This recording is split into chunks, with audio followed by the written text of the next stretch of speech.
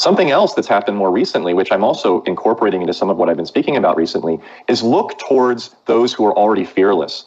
Try to model this courage and this leadership that you see from true fighters. And you may not find many of them here stateside in the US because there's only a few of us around. But look to other countries. I would never have thought to say this until this past year, but look at the women in Iran that are running around burning their hijabs. They're being shot to death and beaten in order to maintain and preserve their dignity, their freedom, their liberties. That's a very powerful contingent of women. I don't meet a lot of women, especially movements of women in the US that are courageous. Most of them are just hysterical.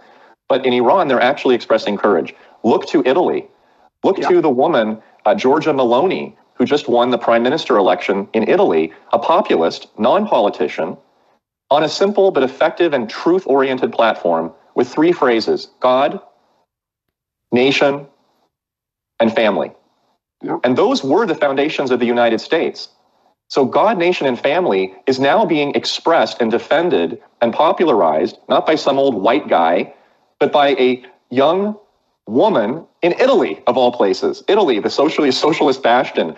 This is amazing, and it's a bit kind of upside down, but it's great. This is wonderful to see. If we can bring some of that energy, some of that fight, that courage back here in the US, we might actually have a shot. I was in the Balkans for 6 weeks. The young people in the Balkans are the antithesis of the young person in the United States. They live freely. They did not obey the curfews that went on for a couple of weeks in Bosnia.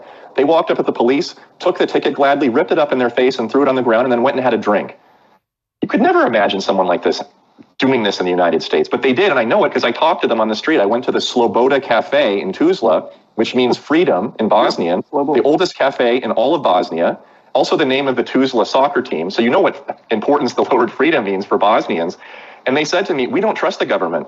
We young people heard from our parents who went through a terrible war and a genocide just 20 or 30 years ago in the 90s. We don't trust the people when they say, we're here to keep you safe, follow our orders. We do the opposite.